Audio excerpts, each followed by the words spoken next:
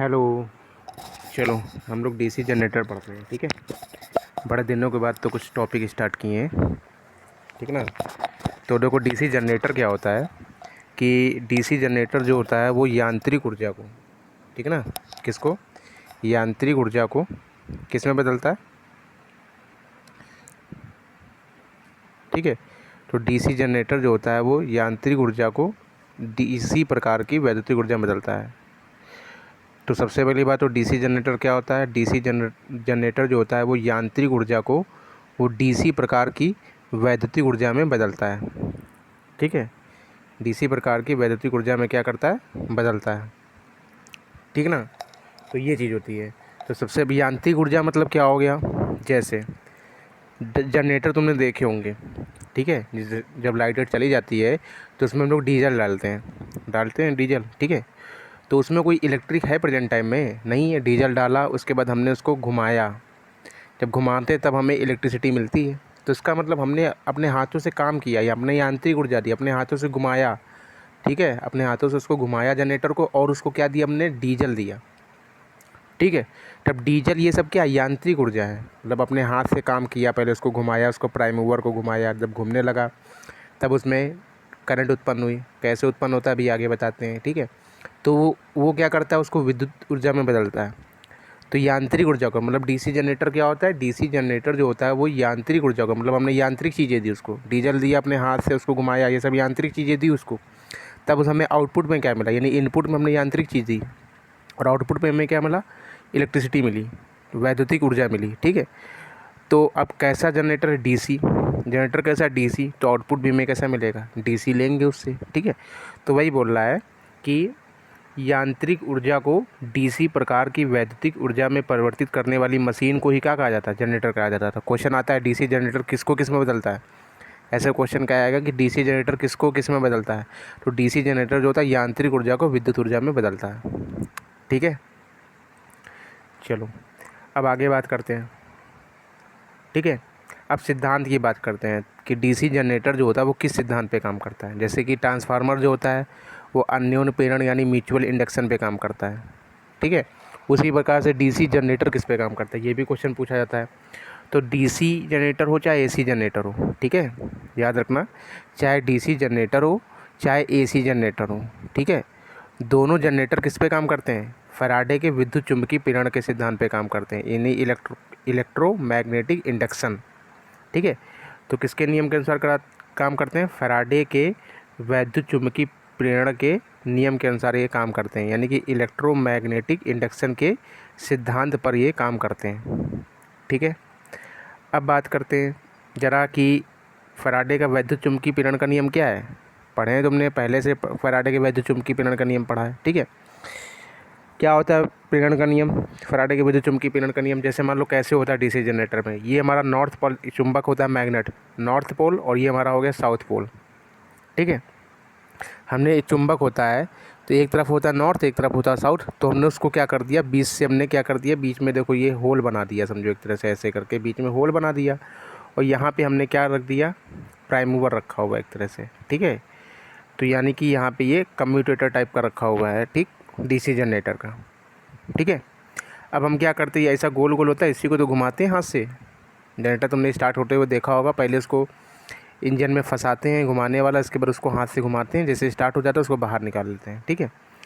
तो प्रेरण का नियम क्या होता है, अब देखो नॉर्थ पोल और साउथ पोल मैग्नेट चैप्टर पढ़ा है, ठीक है। तो क्या होता है कि नॉर्थ से चुंबक के बाहर जो चुंबकीय बल रेखाएं होती हैं नॉर्थ से निकलती हैं, साउथ की ओर जाती हैं, यानी चुंबकीय बल रेखाएं निकलती हैं। अब ये हमारा हो गया नॉर्थ पोल हो गया, और ये हो गया साउथ पोल, तो ये चुंबकीय बल रेखाएं निकलेंगी, ठीक है। तो क्या होता है देखो ज़रा, कह रहा है इस नियम के अनुसार, किस नियम के अनुसार, फैराडे के विद्युत चुम्बकीय नियम के अनुसार, ठीक है। तो फैराडे के विद्युत चुम्बकीय नियम के अनुसार, यानी इस नियम के अनुसार जब किसी चुम्बकीय क्षेत्र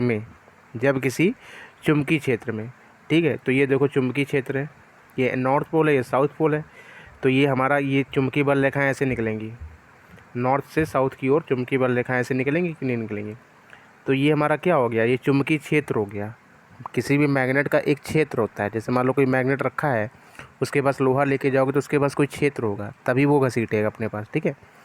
तो वही बोल रहा है कि इस नियम के अनुसार जब किसी चुंबकीय क्षेत्र में किसी चालक को इस प्रकार गतिमान कराया जाए, यानी चालक को गतिमान कराया जाए। चालक क्या है यहाँ पे, ये चालक है, ठीक है ना, ये चालक है, इसी को हम लोग क्या करते हैं, घुमाते हैं। तो जब इसको हम लोग गतिमान कराते हैं, जब इसको घुमाओगे तो ये तो हमारी देखो चुंबकीय बल रेखाएँ निकल रही थी, ऐसे करके निकलेंगी।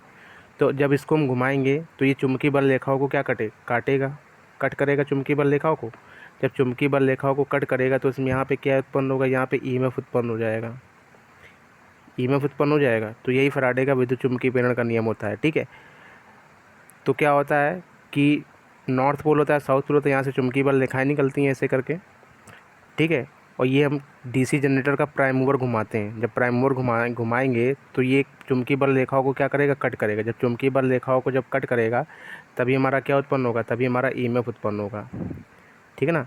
तो वही चीज़ लिखा हुआ है इसमें कि इस नियम के अनुसार जब किसी चुंबकीय क्षेत्र में किसी चालक को इस प्रकार गतिमान कराया जाए, ठीक है, कि उसकी गति जो है वो चुंबकीय बल रेखाओं का छेदन करे, मतलब चुंबकीय बल रेखाओं को काटे, ठीक है। जब चुंबकीय बल रेखाओं को काटेगा तो उसमें क्या उत्पन्न होगा, विद्युत वाहक बल उत्पन्न हो जाएगा, ठीक है।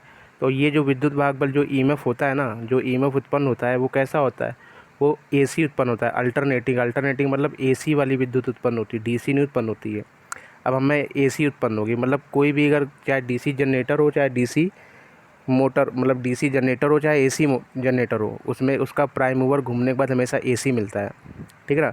तो हमें क्या मिल जाएगी, एसी मिलेगी, लेकिन हमारा जनरेटर कौन सा है, डीसी जनरेटर, ठीक है। तो हमें क्या चाहिए, डीसी चाहिए। तो अभी इस एसी को क्या करेंगे, कन्वर्ट करेंगे, बदल देंगे इसको, ठीक है। तो इसमें कुछ नोट करके पॉइंट बनाए हैं, बहुत अच्छे पॉइंट है। पहला पॉइंट जो हो गया है, कह रहा जनरेटर एसी हो चाहे डीसी हो, ठीक है, उसकी फील्ड को एक्साइट करने के बाद हमें क्या मिलती है, डीसी सप्लाई की आवश्यकता होती है, ठीक है ना। तो मतलब कि उसको फील्ड को एक्साइट करेंगे, ठीक है, तो हमें डीसी की आवश्यकता होगी, बिना डीसी के जनरेटर काम ही नहीं करेगा, ठीक है ना।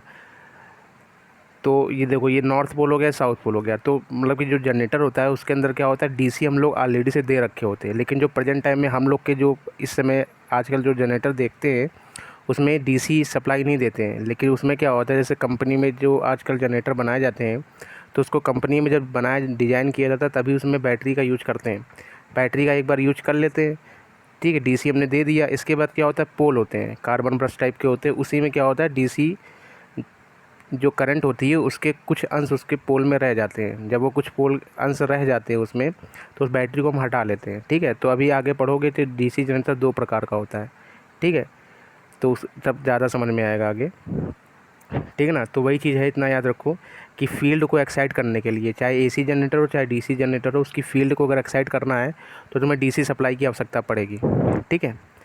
अब देखो दूसरा पॉइंट क्या है, दूसरा पॉइंट ये है कि जनरेटर एसी हो चाहे डीसी हो, उसका प्राइम मूवर घूमने के बाद, प्राइम मूवर मतलब प्राइम मूवर वो होता है जो घूमने वाला पार्ट होता है, ठीक है। तो उसका प्राइम मूवर घूमने के बाद हमें तुरंत क्या मिलेगी, एसी सप्लाई मिलेगी। अभी ऊपर तुमने पढ़ा कि जब हमने उसको नॉर्थ पोल और साउथ पोल था उसका प्राइम मूवर जब घुमाया, ठीक है, फैराडे के विद्युत चुम्बकीय प्रेरण के नियम के अनुसार हमें इसमें क्या मिली थी, एसी मिली थी। लेकिन हमारा जनरेटर कैसा है, डीसी, तो इस एसी को हम कन्वर्ट करेंगे, ठीक है, डीसी में। तो वही चीज़ याद रखना कि जनरेटर एसी हो चाहे डीसी हो, उसका प्राइम मूवर घूमने के बाद हमेशा क्या मिलता है, हमें एसी मिलती है। ये क्वेश्चन बहुत पूछा जाता है क्योंकि ये कन्फ्यूजन बहुत रहता है। ऐसे बोल देगा डीसी जनरेटर में प्राइम मूवर घूमने के बाद हमें कौन सी विद्युत मिलती है, तो नाम से क्लियर है डीसी जनरेटर, तो आदमी तुरंत लगा देता है कि हमें डीसी विद्युत मिलेगी, ठीक है। तो ये याद रखना कि उसका चाहे एसी जनरेटर हो चाहे डीसी, उसका प्राइम मूवर घूमने के बाद हमेशा एसी मिलती है, ठीक है। चलो तीसरा पॉइंट आते हैं। तीसरा पॉइंट क्या कह रहा है, तीसरा पॉइंट बोल रहा है कि यदि किसी जनरेटर से हमें वही एसी प्राप्त करनी हो। अब जैसे मान लो हमने प्राइम मूवर उसको घुमाया, हमें क्या मिली, एसी मिली, लेकिन अगर हमें वही एसी यूज करनी है तो हम उसमें क्या लगा देंगे, स्लिप रिंग लगा देंगे, स्लिप रिंग लगा देंगे तो वही हम एसी उसको यूज कर लेंगे, ठीक है। अगर हम इस एसी को बदलना है, इस एसी को बदलना है तो उसके लिए हम क्या लगा देंगे, कम्यूटेटर लगाएंगे, ठीक है, या फिर इसको क्या बोलते हैं, स्प्लिट रिंग बोलते हैं। याद रखना इन दोनों में कन्फ्यूजन होता है, स्लिप रिंग है इधर और इधर है स्प्लिट, SPILT, स्प्लिट रिंग है, ठीक है। तो क्या होता है, डीसी जनरेटर में क्या होता है, इसका प्राइम मूवर घूमने के बाद हमेशा एसी मिलेगी। अब इस एसी को अगर हम एसी ही यूज करना चाहते हैं तो उसमें हम क्या लगा देंगे, स्लिप रिंग लगा देंगे, ठीक है। अगर इसी एसी को हमें क्या डीसी में बदलना हो, जब अगर हमें डीसी यूज करनी हो तो उसमें हम क्या लगा देंगे, कम्यूटेटर लगा देंगे, ठीक है। ये दोनों पॉइंट याद रखना। या फिर स्प्लिट, इंग्लिश में भी नाम लिख के आ जाता है कभी कभी कि स्प्लिट रिंग, स्प्लिट रिंग को ही क्या कम्यूटेटर भी बोला जाता है, ठीक है। अब डीसी जनरेटर बनाने के लिए कुछ चीज़ें होती हैं, ये सब चीज़ें याद नहीं रखनी है, ठीक है। जो चीज़ें याद रखनी थी वो सब बता दी है, बाकी सब क्वेश्चन के माध्यम से हो जाएगा, ठीक है। अब ये सब नहीं पूछेगा कि कौन कौन सी चीज़ें बनाने के लिए आवश्यकता होती है, बस ये याद रखो कि मतलब ये सब चीज़ें नाम भी करण पढ़ोगे। ये आर्मेचर हो गया, ठीक है। इसके बाद फील्ड वाइंडिंग होगी तुम्हारी, ठीक है। आर्मेचर हो गया, फील्ड वाइंडिंग होगी, डीसी सप्लाई, यानी डीसी सप्लाई हमने बोला था, डीसी सप्लाई की आवश्यकता होती है। कार्बन ब्रश होंगे, कम्यूटेटर होगा, ठीक है। अब डीसी जनरेटर के कुछ पार्ट्स होते हैं, ठीक है। ये सारे पार्ट्स हैं डीसी जनरेटर के। एक तो क्या होता है डीसी जनरेटर में हमारा, एक तो बॉडी होती है। ये सब तुम्हें याद नहीं रखना है, ये सब तुम्हें बस जब भी कॉपी खोलो बस केवल से पढ़ लेना है कि ये सब पार्ट, ये सब चीज़ें होती हैं, इनके बारे में भी नीचे पढ़ोगी, ठीक है। जो जो याद करना है वो क्या क्या याद करना है वो मैं सब मेंशन करता रहूँगा, ठीक। तो इसके कुछ पार्ट होते हैं। कितने पार्ट होते हैं देखो, एक तो बॉडी होती है, ठीक है। बाहर से जो बॉडी होती है वो होती है, एक बॉडी होती है। उसके बाद क्या होता है, आर्मेचर होता है। उसके बाद क्या होता है, कम्यूटेटर होता है। इसके बाद क्या होता है, फील्ड पोल होते हैं। इसके बाद आई बोल्ट होता है। इसके बाद हमारी बेड प्लेट होती है। इसके बाद क्या होता है, कार्बन ब्रश या ब्रश होल्डर होते हैं। इसके बाद क्या होता है, इसमें बेयरिंग होती है। इसके बाद क्या होता है, एंड कवर होता है। इसके बाद कूलिंग फ़ैन होता है, सॉफ्ट एंड पुली होता है, ठीक है। रॉकर प्लेट होती है, ब्रश लीड होती है और टर्मिनल बॉक्स होते हैं। ये सब चीज़ें पार्ट होते हैं किसके, डीसी जनरेटर के। अब इसमें कुछ इंपॉर्टेंट पार्ट है वो पढ़ाएंगे हम केवल, ठीक है। अब जैसे बॉडी आ जाएगी, ठीक है। तो ये याद रखना कि डीसी जनरेटर की जो बॉडी होती है, ठीक है, तो मशीनों की जो बॉडी होती है वो किसकी बनाई जाती है, वो कास्ट आयरन की बनाई जाती है या फिर कास्ट स्टील की बनाई जाती है। लेकिन जो छोटी मशीनें होती हैं, याद रखना, जो छोटी मशीनें, ये सबके लिए लागू होता है, ठीक है। ये डीसी जनरेटर हो, डीसी मोटर हो, किसी के लिए भी हो, उसकी बॉडी कैसे बनाएंगे, ठीक है। तो बाहर का जो कवच होता है वो कैसे बनाएंगे, अगर छोटी मशीन है तो उसकी जो बॉडी है वो कास्ट आयरन की बनाएंगे, ठीक है। अगर हमारे पास बड़ी मशीन है, कैसी मशीन है, बड़ी मशीन है, तो उसकी बॉडी हम बनाएंगे कास्ट स्टील से बनाएंगे, ठीक है ना। तो कहाँ चला गया यार,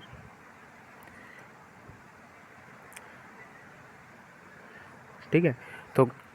तो बॉडी क्या होती है, छोटी मशीनों की बॉडी जो होती है वो कास्ट आयरन की बनाई जाती है और बड़ी मशीनों की बॉडी कास्ट स्टील की बनाई जाती है। क्वेश्चन पूछा जाता है, ठीक है।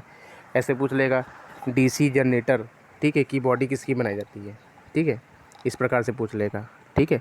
तो इस प्रकार से पूछ लेगा कि मशीनों की बॉडी, की छोटी मशीनों की बॉडी किसकी बनी होती है, कास्ट आयरन की। बड़ी मशीनों की बॉडी किसकी बनी होती है, कास्ट स्टील की बनी होती है, ठीक है। अब बॉडी के कुछ कार्य हैं, क्या होता है ये बॉडी जो होती है करती क्या है, ठीक है। अब ये जो बाहर का जो कवच है इसका भी कुछ ना कुछ काम होगा, ठीक है। जैसे हम लोग कपड़ा पहनते हैं तो कपड़ा क्यों पहनते हैं, तो उसका भी कुछ ना कुछ काम होगा, अपनी इज्जत ढकने के लिए, ठीक है। तो उसी प्रकार से बॉडी, मशीन की बॉडी हो गई, ठीक है। तो बॉडी का भी कुछ ना कुछ काम होगा। क्या काम होता है, बॉडी का क्या काम होता है, चुंबकीय क्षेत्र के पथ को प्रदान करना होता है। क्या होता है, चुंबकीय क्षेत्र के लिए रास्ता बताता है कौन, बॉडी जो होती है, ठीक है। तो पथ प्रदान करता है ताकि मशीनों की क्या कर सके, सुरक्षा करना, और मशीनों की सुरक्षा भी करता है। दो काम करता है। पहली बात तो क्या होता है बॉडी का कार्य, जो बॉडी जैसे लोहे होगी जो बॉडी होती है, ठीक है, उस प्रकार की, ठीक है। जैसे हमारा डीसी जनरेटर होता है तो बाहर कवच होता है ना, अंदर तो प्राइम मूवर, अल्टरनेटर, ये सब अंदर लगे फिक्स होते हैं, लेकिन बाहर हमारी बॉडी से ढकी होती है पूरी, ठीक है, लोहे से।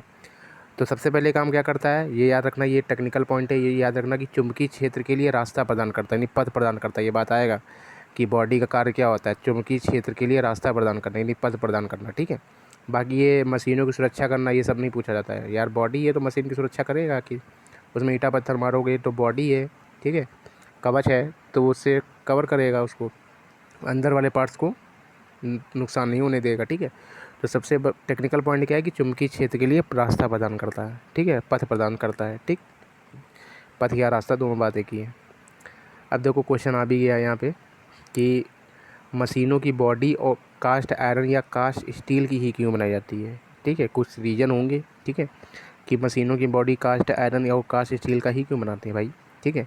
तो देखो ज़रा, जो कास्ट आयरन या कास्ट स्टील जो होता है वो क्या होता है, पैरामैग्नेटिक मटेरियल होता है। कैसा होता है, पैरामैग्नेटिक मटेरियल होता है। पैरामैग्नेटिक मटेरियल के बारे में तो पढ़ चुके हो मैग्नेट में, ठीक है। तो कैसा होता है पैरामैग्नेटिक मटेरियल, ये इनकी खासियत क्या होती थी, ये खुद चुंबक नहीं बनते थे। ये क्या होते थे, खुद चुंबक नहीं बनते थे, लेकिन चुंबकीय बल रेखाओं की संख्या में क्या कर देते थे, वृद्धि कर देते थे। ये बात तुमने पढ़ रखी पहले मैग्नेट में, ठीक है। तो क्या होता था, खुद चुंबक नहीं बनते थे, लेकिन चुंबकीय बल रेखाओं की संख्या में ये हमारी वृद्धि कर देते थे, ठीक है। तो वो होते थे हमारी पैरामैग्नेटिक मटेरियल होते थे, ठीक है। तो मशीनों की बॉडी को कास्ट आयरन या कास्ट स्टील का ही क्यों बनाया जाता है, ठीक है। तो देखो जरा, क्योंकि यह एक प्रकार का क्या होता है, पैरामैग्नेटिक मटेरियल होता है, अर्थात जब इनसे चुंबकीय बल रेखाएं गुजरती हैं तो चुंबकीय बल रेखाओं की संख्या में क्या कर देती हैं, ये वृद्धि कर देती हैं। चुंबकीय बल रेखाओं की संख्या में क्या कर देती हैं, वृद्धि कर देते हैं, परंतु खुद चुंबक नहीं बनते हैं। परंतु क्या होता है, ये खुद चुंबक नहीं बनेंगे, ठीक है। चुंबकीय बल रेखाओं की संख्या में वृद्धि कर देंगे, लेकिन ये हमारे खुद चुंबक नहीं बनते हैं, ठीक है। तो ये होता है, इसका गुण होता है, इसीलिए हम लोग बनाते हैं मशीनों की बॉडी को कास्ट आयरन या कास्ट स्टील का ही बनाते हैं। हमारा काम क्या है, हमारा काम, बॉडी का काम क्या है, चुंबकीय बल रेखाओं को पथ प्रदान करना, रास्ता प्रदान करना। तो इसको हम लोग पैरामैग्नेटिक बनाते हैं। पैरामैग्नेटिक का काम क्या होता है, चुंबकीय बल रेखाओं की संख्या में वृद्धि कर देगा। मान लो जितनी चुंबकीय बल रेखाएं उससे टकराई बॉडी से, उसको उसमें मान लो 10 टकराई तो उसने 15 कर दी बॉडी ने, ठीक है। तो रास्ता और अच्छा कर दिया उसके लिए, समझ रहे हो। तो वही चीज़ है कि इसलिए बनाते हैं, क्योंकि इस जो कैसा होता है मटेरियल, कास्ट आयरन और कास्ट स्टील कहता है पैरामैग्नेटिक मटेरियल होता है। कैसा होता है, पैरामैग्नेटिक मटेरियल होता है, ठीक है। और पैरामैग्नेटिक मटेरियल का गुण क्या होता है, ये खुद चुंबक नहीं बनते, लेकिन चुंबकीय बल रेखाओं की संख्या में क्या कर देते हैं, वृद्धि कर देते हैं, ठीक है। अब बात करते हैं आर्मेचर की। किसकी बात करते हैं, आर्मेचर। इसके फिगर देख लेना आर्मेचर का, ये सबके फिगर देख लेना। अब आरटीआई की बुक खोल के बैठा करो, ठीक है, ताकि फिगर वगैरह सबके देख लिया करो, ठीक है। तो आर्मेचर क्या होता है, आर्मेचर हमारा देखो ये पूछा जाता है, आर्मेचर किसका बना होता है, तो सिलिकॉन स्टील का बना होता है, क्वेश्चन बहुत आता है, ठीक है। आर्मेचर हमारा सिलिकॉन स्टील का बना होता है, ठीक है। तो आर्मेचर सिलिकॉन स्टील की लेमिनेटेड पत्तियों का बनाया जाता है, ठीक है। कभी कभी ऐसे पूछ लेगा कि आर्मेचर किसका बना होता है, कभी कभी ऑप्शन में आ जाएगा सिलिकॉन स्टील, या फिर ऐसे आता है सिलिकॉन स्टील की लेमिनेटेड पत्तियों का बनाया जाता है, ठीक है। लेमिनेटेड पत्तियों का बनाया जाता है, ठीक है। या फिर लैमिनेटेड की जगह लिख के आ जाता है पतली पतली पत्तियों से बनाया जाता है, ठीक है। तो ये बस याद रखना, सिलिकॉन याद रखना, सिलिकॉन स्टील की लेमिनेटेड पत्तियों से बनाया जाता है, ठीक है। पत्तियों की मोटाई भी पूछ लेता है कभी कदार, क्या पूछ लेता है, पत्तियों की मोटाई की। जो सिलिकॉन स्टील की लेमिनेटेड पत्तियाँ जो बनाई जाती हैं उसकी मोटाई कितनी होती है, 0.35 mm से 0.5 mm तक होती हैं, ठीक है। और सिलिकॉन स्टील में सिलिकॉन की मात्रा कितनी होती है, 3.08 से 4% तक होती है। ये सब नहीं पूछा जाता, ठीक है। आर्मेचर का कार्य क्या होता है, सबसे बड़ी बात। अब ये आर्मेचर तो देख लिया, ठीक है, किसका बना होता है ये सब हमने देख लिया। सिलिकॉन स्टील के लेमिनेटेड पत्तियों का बना होता है। इसकी मोटाई 0.35 mm से 0.5 mm तक होती है, ठीक है। लेकिन आर्मेचर का कार्य क्या होता है, आर्मेचर का काम होता है ईएमएफ को उत्पन्न करना, यानी कि विद्युत वाहक बल को उत्पन्न करना, ये होता है आर्मेचर का काम, ठीक है। तो आर्मेचर का काम होता है विद्युत वाहक बल को उत्पन्न करना, ठीक है। और ख़ास क्या बात है कि आर्मेचर का जो प्रतिरोध होता है, ठीक है, आर्मेचर का जो प्रतिरोध होता है वो कितना होता है, 1 ओम होता है, याद रखना, ठीक है। ये पॉइंट याद रखना कि आर्मेचर का जो प्रतिरोध होता है वो हमारा कितना होता है, 1 ओम होता है, ठीक है। अब बात कर लेते हैं कम्यूटेटर की, ठीक है। जो कम्यूटेटर होता है वो क्या होता है, ठीक है। जो कम्यूटेटर होता है वो हमारा हार्ड ड्रॉन कॉपर का बना होता है। किसका बना होता है, हार्ड ड्रॉन कॉपर, ठीक है। हार्ड HARD हार्ड है, ठीक है, और कुछ ना समझ लेना, हिंदी में लिखा है हार्ड, ठीक है, ये हार्ड, ठीक है। तो हार्ड ड्रॉन कॉपर का बना होता है। हार्ड यानी कि कठोर खिंचा हुआ तांबा का बना होता है, ठीक है, याद रखना। कम्यूटेटर जो होता है कठोर खिंचा हुआ तांबा, या फिर इंग्लिश में भी लिख के आ जाता है कि हार्ड ड्रॉन कॉपर का बना होता है, ठीक है। तो ये पॉइंट याद रखना कि कम्यूटेटर किसका बना होता है, कम्यूटेटर हार्ड ड्रॉन कॉपर यानी कठोर खिंचा हुआ तांबा का बना होता है, ठीक है। अब कम्यूटेटर को किससे कनेक्ट करते हैं, ये आएगा कि कम्यूटेटर को किसके साथ जोड़ा जाता है, तो कम्यूटेटर को आर्मेचर के साथ जोड़ा जाता है, ये क्वेश्चन भी आता है, ठीक है। तो कम्यूटेटर को आर्मेचर के साथ कनेक्ट किया जाता है, ठीक है। तो आर्मेचर के साथ कनेक्ट करने के लिए क्या करते हैं, सोल्डरिंग करते हैं, ठीक है। ऐसे तो जुड़ नहीं जाता है, ठीक है, क्योंकि दोनों लोहे की चीज़ें होती हैं। तो लोहे की चीज़ जोड़ने के लिए फेविक्विक गोंद का तो यूज करोगे नहीं, उसके लिए क्या करोगे, सोल्डरिंग की जाएगी, ठीक है। तो कम्यूटेटर को आर्मेचर से कनेक्ट करने के लिए क्या करते हैं हम लोग, सोल्डरिंग करते हैं, ठीक है। आर्मेचर के जिस भाग में सोल्डरिंग की जाती है उसको क्या बोला जाता है, राइजर बोला जाता है। ठीक है, आर्मेचर के जिस भाग में सोल्डरिंग की जाती है उसको क्या बोला जाता है, राइजर बोला जाता है। ये बात भी याद रखना। ठीक है, तो सबसे पहली बात तो कम्यूटेटर क्या होता है, हार्ड ड्रॉन कॉपर का बना होता है या भी कठोर खिंचा हुआ तांबा का बना होता है। ठीक है, अब कम्यूटेटर को किसके साथ जोड़ा जाता है, कम्यूटेटर को आर्मेचर के साथ जोड़ा जाता है। अब कैसे आर्मेचर के साथ जोड़ा जाता है, इसके लिए क्या करते हैं, सोल्डरिंग की जाती है। ठीक है, और जिस भाग में सोल्डरिंग की जाती है उस भाग को क्या बोलते हैं, उस भाग को राइजर बोलते हैं। उस भाग को क्या बोलते हैं, राइजर बोला जाता है। ठीक ना, इसके फिगर हमने शायद वो किए थे, फिगर दिखा देते हैं इसके।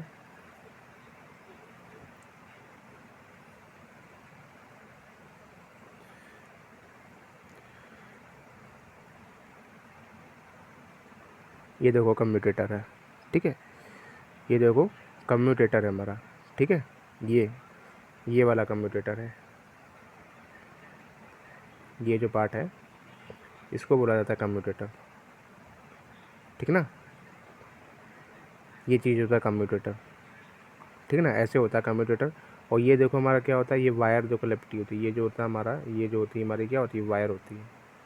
ये जो इसके अंदर देखो भरी हुई है ना, ये देखो वायर वायर होती है। ठीक है, ये सब वाइंडिंग इसको बुलाता है। वाइंडिंग जैसे पंखे वगैरह में होती है ऐसी वाइंडिंग होती है। ठीक है, वाइंडिंग की जाती है ये सब। ठीक है ना, ये सब चीज़ें हैं इसमें।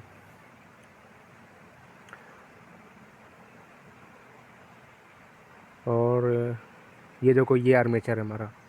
ये जो बाहर का पार्ट होता है इसी को क्या बोलते हैं, आर्मेचर बोलते हैं। ठीक है, ये क्या होता है, आर्मेचर होता है, इसको बोलते हैं आर्मेचर। ठीक है, ये सब देखो आर्मेचर स्टाफ हो। ठीक है, ये जो अंदर वाला होता है पूरा आर्मेचर का, ये जो आर्मेचर देखो लगा है, ये हमारा क्या लगा, कम्यूटेटर लगा है। ये हमारा कम्यूटेटर ऊपर वाला ये कम्यूटेटर है। और ये जो नीचे वाला है ये वाला पार्ट, ये अंदर का पूरा नीचे अंदर से पूरा ये पार्ट जो होता है, ये लाइन डंडी जो होती है, ये आर्मेचर होता है, यही घूमता है चीज़। ठीक है, तो ये चीज़ हमारी आर्मेचर होती है इसमें।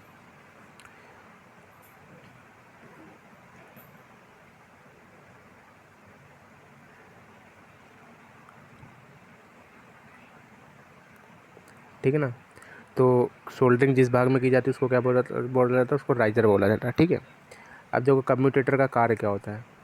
ठीक है, इस कम्यूटेटर जो लगाते हैं उसका काम क्या होता है। ठीक है, तो कम्यूटेटर का कार्य क्या होता है कि धारा को एक डीसी करना होता है। कम्यूटेटर का काम क्या होता है, यानी कि एसी अगर धारा आएगी तो उसको डीसी में बदल देगा। धारा को कैसा करना, एक डीसी मतलब एक दिशा में करना। ऐसी धारा को ऐसे कर देना, एक दिशा मतलब एक ही दिशा में। अब एक दिशा में ऐसी धारा कौन सी चलती है, एसी चलती है।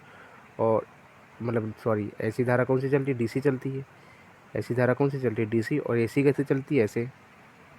ठीक है, तो वही चीज़ लिखा हुआ है यहाँ पे कि कम्यूटेटर का काम क्या होता है। कम्यूटेटर का काम होता है कि धारा को एक डीसी करना। कुल मिला के कम्यूटेटर का काम होता है कि धारा को डीसी में परिवर्तित करना।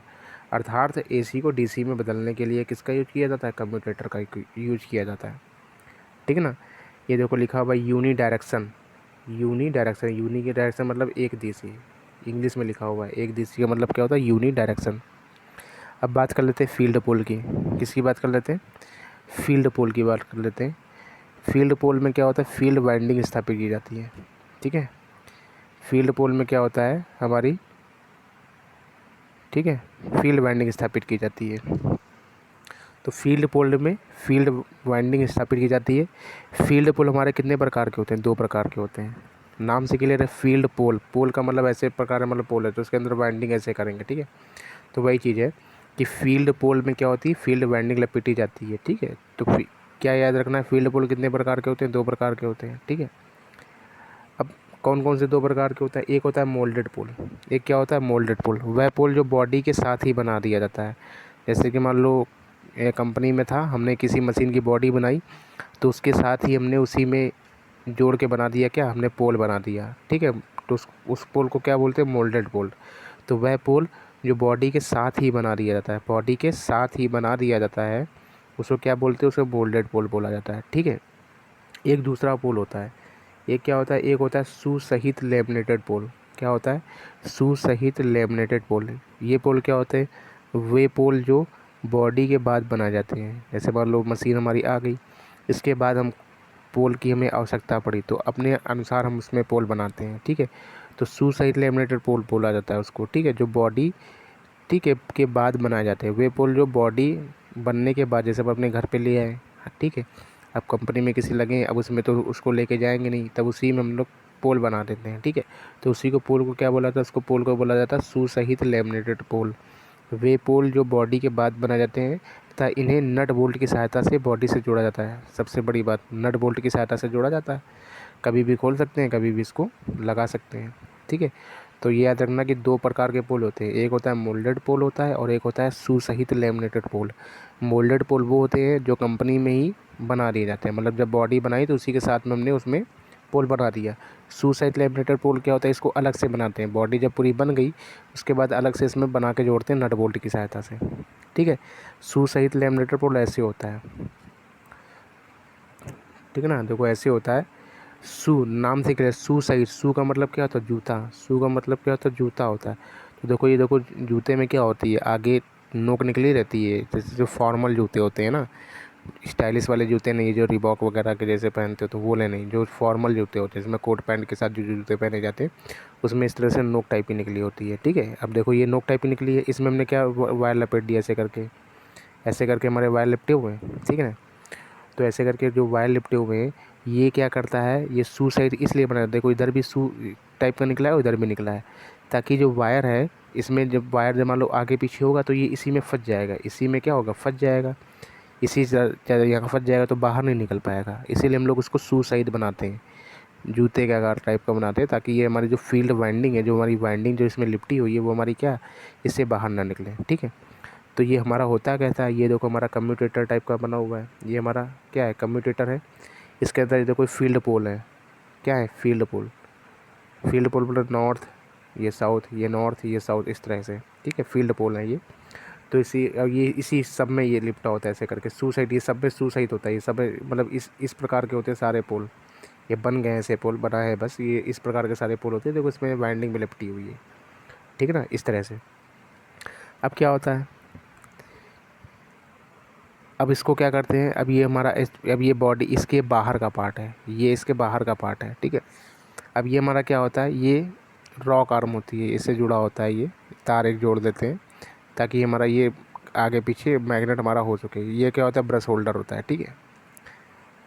तो पोलो में शू लगाने का उद्देश्य क्या होता है, इतना बस याद रखो, ठीक है, कुछ खास इसमें है नहीं, ठीक है। ये कार्बन, इसको कार्बन, ये जो होता है हमारा यहाँ पे कार्बन ब्रश होता है यहाँ पे, ठीक है।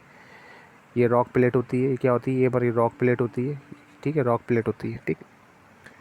तो इतनी, अब पोलो में शू लगाने का उद्देश्य क्या है, मतलब ये जो पोल है हमारे, ये जो पोल हमारा है अलग से, मतलब इसको इसी को, इसी पोल को, ये जो पोल है हमारा, इसी को हमने बड़े में इधर से दिखाया है, ये पोल। तो वही कह रहा है कि पोलो में जो शू है इस जूते के आकार का, इसको लगाने का क्या उद्देश्य है, पोलो में शू लगाने का उद्देश्य क्या है, अभी तुमको बताया। पहली बात तो ये चुंबकीय क्षेत्र के दायरे के मान को क्या कर देता है, बढ़ा देता है, चुंबकीय क्षेत्र के दायरे के मान को बढ़ा देता है, ठीक है, चुंबकीय क्षेत्र के दायरे के मान को बढ़ा देता है। जैसे मान लो 1 मीटर की अगर स्ट्रेंथ है, मतलब 1 मीटर दूर तक की ही चुंबकीय बल रेखाएं जाती हैं, तो अगर पोलो को शू के आकार का बना देंगे तो ज़्यादा ज़्यादा ये 1.5 मीटर तक पहुंच जाएंगे, ठीक है। तो क्या होता है, ये चुंबकीय क्षेत्र के दायरे के मान को बढ़ा देता है, और क्या करता है, फील्ड वाइंडिंग को पोलो से बाहर नहीं जाने देता है, ठीक है। और क्या करता है, फील्ड वाइंडिंग को पोल से बाहर नहीं जाने देता है, इतनी चीज़ होती है, ठीक है ना। अब बात करते हैं आई वोल्ट क्या होता है, अब बात करते हैं आई वोल्ट, आई वोल्ट क्या होता है, ठीक है।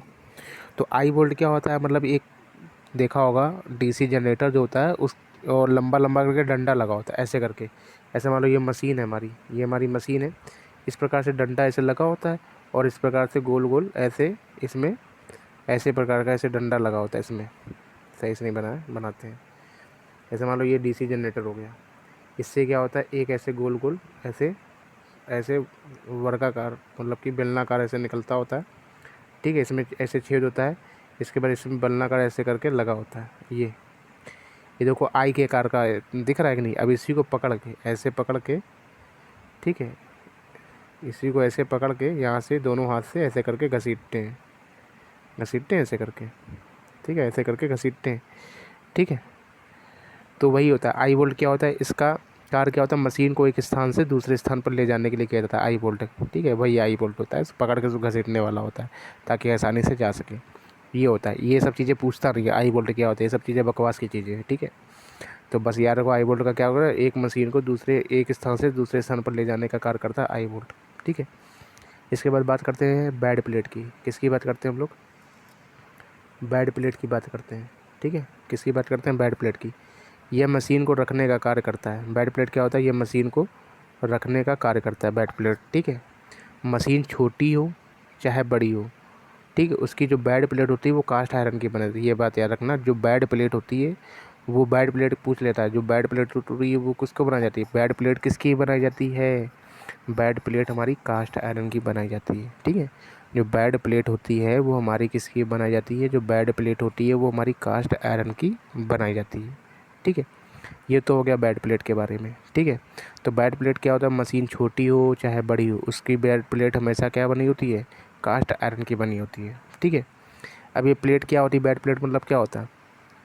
ठीक है, यह मशीन को रखने का कार्य करता है। क्या करता है? मशीन को रखने का काम करता है। ठीक है, जैसे मान लो अलग से, जैसे मान लो कूलर होता है, उसके नीचे एक अलग से चौको टाइप की डंडी टाइप की आती है उसको रखने के लिए कूलर के ऊपर, वैसे इस प्रकार से जनरेटर होता है। जनरेटर को, ठीक है, जो पहिए टाइप के लगे होते हैं उस जनरेटर को उठा के उसके ऊपर रख देता है, तभी तो पहिया नीचे जो लगा और मशीन नीचे जो पहिया होता है वो अलग पार्ट का होता है।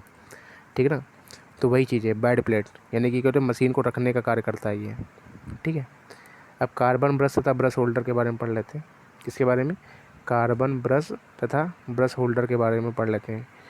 ठीक है, तो याद ये रखना है कि छोटी मशीनों के जो कार्बन ब्रश होते हैं ना, वो किसके बनाए जाते हैं? इलेक्ट्रो ग्रेफाइट के बनाए जाते हैं। ठीक है, तो छोटी मशीनों के कार्बन ब्रश जो होते हैं वो किसके बनाए जाते हैं? इलेक्ट्रो ग्रेफाइट के बनाए जाते हैं छोटी मशीनों के। और जो बड़ी मशीनें होती हैं, ठीक है, बड़ी मशीनों के कार्बन प्लस किसके बने होते हैं? कार्बन प्लस कॉपर के बने होते हैं। बड़ी मशीनों के जो होते हैं वो कार्बन प्लस कॉपर के बने होते हैं। तो बड़ी मशीनों के जो कार्बन ब्रश होते हैं वो कार्बन प्लस कॉपर के बनाए जाते हैं। ठीक है, कार्बन ब्रश, ठीक है, कार्बन ब्रश को ब्रश होल्डर में स्थापित किया जाता है। ठीक है, कार्बन ब्रश को कहाँ स्थापित किया जाता है? कार्बन ब्रश को ब्रश होल्डर में स्थापित किया जाता है। ठीक है, कार्बन ब्रश को कहाँ स्थापित करते हैं? ब्रश होल्डर में स्थापित करते हैं। ठीक है, तो ये सब नहीं पूछेगा कार्बन ब्रश को कहाँ रखते हैं, कार्बन ब्रश को तो ब्रश होल्डर में रखेंगे। बस ये पूछेगा कि छोटी मशीनों के कार्बन ब्रश किसके बने होते हैं? इलेक्ट्रो ग्रेफाइट के, और बड़ी मशीनों के carbon brush carbon plus copper के बने होते हैं। ठीक है, अब बात कर लेते हैं हम लोग बियरिंग की। किसकी बात कर लेते हैं? बियरिंग की बात कर लेते हैं। बियरिंग क्या होती है? छोटी मशीनों की बियरिंग बुश बियरिंग होती है तथा बड़ी मशीनों की बियरिंग को बाल बियरिंग बोला जाता है। ठीक है, तो छोटी मशीनों की बियरिंग को बुश बियरिंग बोला जाता है। छोटी मशीनों की बियरिंग को बुश बियरिंग बोला जाता है तथा बड़ी मशीनों की बियरिंग को बाल बियरिंग बोला जाता है। ये बात याद रखना। ठीक है, अब सॉफ्ट एंड पुली की बात करते हैं। सॉफ्ट एंड पुली, जो सॉफ्ट एंड पुली होती है वो किसकी बनती है? Mild steel. ये सब चीज़ें पूछता नहीं है यार, ठीक ना। सॉफ्ट एंड पुली जो होता है वो किसका बना होता है? माइल्ड स्टील का बना होता है। किसका बना होता है? माइल्ड स्टील का बना होता है। ठीक, अब डीसी जनरेटर के प्रकार यहाँ से आता है, बढ़िया। ठीक है, वो चीज़ जो तुमको बता रहे थे कंपनी में पोलो पे डीसी, मतलब कि डीसी जो होता है कलेक्ट हो जाता है, उसी बारे में पढ़ेंगे। तो डीसी जनरेटर हमारा दो प्रकार का होता है। डीसी जनरेटर कितने प्रकार का होता है? दो प्रकार का होता है। एक पहला होता है पृथक उत्तेजित जनरेटर, यानी कि सेपरेटली, SEPARATELY। ठीक है, सेपरेटली एक्साइटेड जनरेटर। कैसा? Excited generator. अब एक्साइट कर रहे हैं तो किसकी जनरेटर ज़रूरत होगी? डीसी की। किसी भी फील्ड को एक्साइट करने के लिए हमेशा किसका यूज़ किया जाता है? डीसी का यूज़ किया जाता है। ये क्वेश्चन पूछ लेता है, बहुत पूछता है क्वेश्चन, कि किसी भी फील्ड को एक्साइट करने के लिए, किसी भी फील्ड को एक्साइट करने के लिए किसकी आवश्यकता होती है? किसी भी फील्ड को एक्साइट करने के लिए डीसी की आवश्यकता होती है। ठीक है, तो पहला हमारा कैसा होता है? सेपरेटली, यानी कि पृथक उत्तेजित जनरेटर। क्या होते हैं? वे जनरेटर जिन्हें स्टार्ट करने के लिए परमानेंट बाह्य डीसी सप्लाई से जोड़ना होता है, यानी परमानेंट डीसी सप्लाई उसको चाहिए। ठीक है, जो पुराने ज़माने में जो जनरेटर बनाए जाते थे वो पृथक उत्तेजित बनाए जाते हैं, पृथक उत्तेजित बनाए जाते थे। ठीक है, अब जनरेटर रखा, उसके बगल में एक बैटरा भी रखा हुआ है। पहले उसको डीसी दे रहे हैं जनरेटर को, उसके बाद उसको हाथ से उसके प्राइम मूवर को घुमा रहे हैं, तब हमारी जाके कहीं डीसी मिलती थी, तब हमें कहीं करंट मिलता था जी डीसी जनरेटर से। ठीक है, तब हमें डीसी जनरेटर से कहीं जाके करंट मिलता था। लेकिन क्या होता है, अब हमारा इस प्रकार का जनरेटर नहीं आता है, अब तो पृथक उत्तेजित जनरेटर तो बिल्कुल गायब ही हो गए हैं। ठीक है, तो क्या होता है? सेपरेटली एक्साइटेड जनरेटर, यानी पृथक उत्तेजित जनरेटर क्या होता है? वे जनरेटर जिन्हें स्टार्ट करने के लिए, वे जनरेटर जिन्हें स्टार्ट करने के लिए परमानेंट, यानी हमेशा डीसी सप्लाई की आवश्यकता होती थी, ठीक है। इस प्रकार के जनरेटर का अस्तित्व वर्तमान में क्या हो चुका है, ख़त्म हो चुका है। तो बस ये याद रखना है कि डीसी जनरेटर कितने प्रकार के होते हैं, 2 प्रकार के। एक होता है पृथक उत्तेजित जनरेटर यानी सेपरेटली एक्साइटेड जनरेटर। इसमें क्या होता है कि इसमें कि डीसी सप्लाई को बाहर से जोड़ते थे, लेकिन वो डीसी सप्लाई को जोड़ते थे वो परमानेंट, हमेशा बैटरी की आवश्यकता होती है। जहाँ लेके जा रहे हैं जनरेटर भी लेके जा रहे हैं, उसके साथ एक बैटरा भी लेके जा रहे हैं, ठीक है। अब सेल्फ एक्साइटेड जनरेटर, दूसरा क्या है, सेल्फ एक्साइटेड जनरेटर। पहला हो गया सेपरेटली एक्साइटेड जनरेटर, पहला हो गया सेपरेटली एक्साइटेड जनरेटर, दूसरा क्या होगा, self excited generator, self excited generator, ठीक। अब क्या होता है सेल्फ एक्साइटेड जनरेटर, क्या होता है, वे जनरेटर जिन्हें कंपनी में नया डिज़ाइन किया जा रहा था, उसे स्टार्ट करने के लिए पहले हमने कंपनी में डिज़ाइन किया, बना रहे थे, तो उसको स्टार्ट करने के लिए तो पहले उसको डीसी सप्लाई दी, बाहर से बैटरी लगा के बिल्कुल वैसे ही किया, ठीक है। लेकिन वहाँ पे, ठीक है, पहले बाहर से डीसी सप्लाई दी, जनरेटर के स्टार्ट हो जाने के बाद डीसी सप्लाई के मान को क्या कर लिया, हटा लिया, ऐसे समझो। डीसी जनरेटर बना रहे थे, अब हमने क्या उसको सेल्फ एक्साइटेड नाम से के लिए, जैसे सेल्फ गाड़ियाँ आती हैं, पहले किक मार के स्टार्ट करते थे, अब सेल्फ दबाया खट से गाड़ी स्टार्ट हो जाती है। अब वैसे इसमें भी आ गया सेल्फ एक्साइटेड जनरेटर, अब घुमाने की आवश्यकता भी नहीं होती है, अब घुमाने की आवश्यकता भी नहीं, तो ऐसे बटन दबाया डीसी जनरेटर स्टार्ट हो जाता है, ठीक है, अपने आप। क्यों, क्योंकि उसमें डीसी ऑलरेडी इसमें कनेक्ट है, ठीक है, कहाँ पे, उसके पोलो पे। तो वही चीज़ कह रहा है कि डीसी जनरेटर जिन्हें कंपनी में नया डिज़ाइन किया जा रहा था, तो उसे स्टार्ट करने के लिए पहले बाहर से डीसी सप्लाई दी गई, जनरेटर के स्टार्ट हो जाने के बाद डीसी सप्लाई के मान को क्या कर लिया गया, हटा लिया गया। परंतु क्या हुआ, परंतु कुछ ना कुछ डीसी का जो मान था वो कहाँ हो गया, पोलो पे रह जाता है। और जो डीसी का कुछ, ये बहुत पूछा जाता है कि पोलो पर डीसी का जो कुछ मान रह जाता है उसको कौन सा मैग्नेट बोला जाता है, अवशिष्ट चुंबकत्व बोला जाता है, बचा हुआ, यानी कि रेजिडुअल मैग्नेटिज्म, रेजिडुअल मैग्नेटिज्म बोला जाता है, यानी कि अवशिष्ट चुंबकत्व कहा जाता है। और इस प्रकार के जनरेटर को क्या बोला गया, इस प्रकार के जनरेटर को हम लोग सेल्फ एक्साइटेड जनरेटर कहा गया, इस प्रकार के जनरेटर को सेल्फ एक्साइटेड जनरेटर कहा गया। वर्तमान समय में हम अपने आसपास जो भी जनरेटर देखते हैं वो कैसा होता है, सेल्फ एक्साइटेड जनरेटर होता है, ठीक है। वर्तमान समय में जो भी जनरेटर हम लोग देख रहे हैं अपने आसपास, वो सब कैसे जनरेटर है, वो हमारे सारे सेल्फ एक्साइटेड जनरेटर हैं। तो ये बात याद रखना। पहली बात, सबसे मेन पॉइंट क्या है कि इसमें जो पोलो पर जो डीसी रह जाती है उसको क्या बोलते हैं, अवशिष्ट चुंबक बोलते हैं। भाई कहाँ पड़े हैं मेरे पास, मैं दे दूंगा, कल कैश निकाल के, कल मार्केट चलेंगे ना, दे दूंगा, कर देना जाके, तो कैश मिल गया तुमको, ठीक है। सेल्फ एक्साइटेड जनरेटर कहा जाता है, ठीक है। यार पैसा पता है सारा अकाउंट में पड़ा है, कैश नहीं है, वो पैसे लेने आया था खाने के लिए, ठीक है। अब कल इसको निकाल के देंगे यार, ठीक है, कैश। चलो तो कहाँ थे, हाँ, इसमें क्या याद रखना है कि सबसे पहली बात तो डीसी जनरेटर 2 प्रकार का होता है, एक होता है क्या होता है, सेपरेटली एक्साइटेड जनरेटर, पृथक उत्तेजित जनरेटर, ठीक है। और दूसरा होता है सेल्फ एक्साइटेड, नाम से क्लियर है, सेल्फ एक्साइटेड मतलब अपने आप उसकी फील्ड क्या हो जाती है, एक्साइट हो जाती है। क्यों, उस जब कंपनी में डिज़ाइन किया जा रहा था तभी उसको हमने क्या किया कि तभी हमने उसको मैग्नेट बाहर से लगाया, मतलब बैटरी बाहर से लगाई, डीसी सप्लाई दी, इसके बाद क्या हुआ, बैटरी को हटा लिया, तो डीसी का कुछ ना कुछ मान जो होता है उसके पोलो पर रह जाता है। अब ये कुछ ना कुछ मान जो पोलो पर रह जाता है वो हमेशा रहता है, ठीक है। तो ये जो कुछ ना कुछ मान रहता है इसको क्या बोला जाता है, अवशिष्ट चुंबकत्व बोला जाता है, रेजिडुअल मैग्नेटिज्म बोला जाता है, ठीक है। तो आसपास जो भी जनरेटर हमारे इस समय देखते हैं वो सब कैसे होते हैं, सेल्फ एक्साइटेड जनरेटर, उनकी फील्ड जो है अपने आप एक्साइटेड हो जाती है, उनकी फील्ड क्या होती है, अपने आप क्या हो जाती है, एक्साइटेड हो जाती है, ठीक है। तो वही चीज़ गाड़ी वाला हिसाब किताब समझो। पहले हम लोग क्या करते, किक मारते थे, पैर से मारते थे, तो हम लोग क्या घुमा रहे हैं, तो ध्यान से ज़रा सोचो, किक मार रहे हैं, उस किक मारा तो ध्यान से हम लोग क्या कर रहे हैं, उसको घुमा रहे हैं, उसके जो प्राइमोवर है वो किक मार के पैर से स्टार्ट कर रहे हैं, प्राइमोवर को घुमा रहे हैं। अब क्या हुआ, कंपनी में डिज़ाइन करते समय क्या हुआ, सेल्फ काम कर रही है, self excited generator, self excited गाड़ियाँ, सेल्फ दबाया तो उसके जो कार्बन ब्रश उस पर डीसी ऑलरेडी उत्पन्न होगी, सेल्फ दबाया आराम से गाड़ी हमारी स्टार्ट हो गई। तो वही चीज़ जनरेटर में भी होता है, ठीक है ना। अब ये जो डीसी जनरेटर तो वो मान्यता 3 प्रकार का होता है, जो सेल्फ एक्साइटेड जनरेटर होते हैं उसी के पार्ट हैं। सेल्फ एक्साइटेड जनरेटर जो होते हैं वो डीसी जनरेटर जो हमारे होते हैं वो मुख्यतः कितने प्रकार के होते हैं, 3 प्रकार के होते हैं। पहला होता है सीरीज, दूसरा होता है शंट और तीसरा क्या होता है कंपाउंड। पहला होता है सीरीज, दूसरा होता है शंट और तीसरा क्या होता है कंपाउंड। ठीक है, तो सबसे पहले पढ़ते हैं डीसी सीरीज जनरेटर। किसके बारे में पढ़ते हैं? डीसी सीरीज जनरेटर के बारे में पढ़ते हैं। ठीक है, तो डीसी सीरीज जनरेटर यानी ये क्या हमारा, ये हमारा है सीरीज फील्ड वाइंडिंग। ये लिखा है एफ, लिखा है एफ। ठीक है, ये लिखा है एस ई यानी सीरीज, और ये एफ का मतलब है फील्ड वाइंडिंग। ठीक है, तो ये क्या है? ये एक तरह से वाइंडिंग है। तो ये जो ऐसे ऐसे है ये क्या है? इसी को तो बोलते हैं वाइंडिंग। तो ये कौन सी वाइंडिंग है? Series field winding. सीरीज कैसे? ये देखो, ये हमारा आर्मेचर लगा हुआ है। ए का मतलब क्या है? आर्मेचर। और ये हमारा क्या है? ये हमारा पोल है। ये हमारा क्या है? पोल है।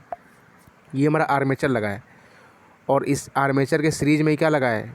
फील्ड वाइंडिंग लगी। और लोड भी, लोड भी क्या है? लोड का मतलब जैसे कूलर पंखा चला रहे हैं सब इनको लोड बोलते हैं। जैसे मान लो इससे करंट जो लेते हैं उसको बोलते हैं लोड। ठीक है, डीसी जनरेटर मतलब इससे गाँव में जनरेटर चलता है तो शादी वगैरह में, तो पंखा भी चल रहा है, ठीक है, लाइटें वगैरह चल रही है, तो ये सब क्या लोड है, इसी को बोला जाता है लोड। ठीक है, तो ये सब तीनों आपस में कैसे लगे? सीरीज में। जब कुछ ना समझ में आए, धारा को यहाँ से धारा बहा दो, धारा बहाओ, देखो धारा बटी नहीं बटी, इसमें है यहाँ पे, ये भी सीधी धारा जा रही है, ये भी देखो सारी धारा सेम जा रही है। कहीं धारा बटी डिवाइड हो रही है, कहीं धारा नहीं हो रही है। करंट पूरी सेम है। जब करंट जब सेम होती है तो उसका मतलब क्या होता है? सीरीज। ठीक है, सीरीज में क्या होती है? धारा सेम होती है।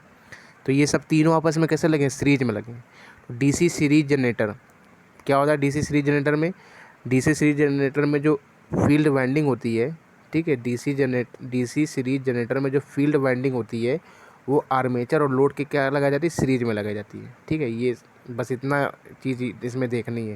ये सब कट्टम जीरो जो खेला ना हमने, ये सब ध्यान न देना इस पर। ठीक है, अब देखो, अब ये कुछ पॉइंट लिखा है यहाँ पे। वी बराबर क्या होता है? हेलो,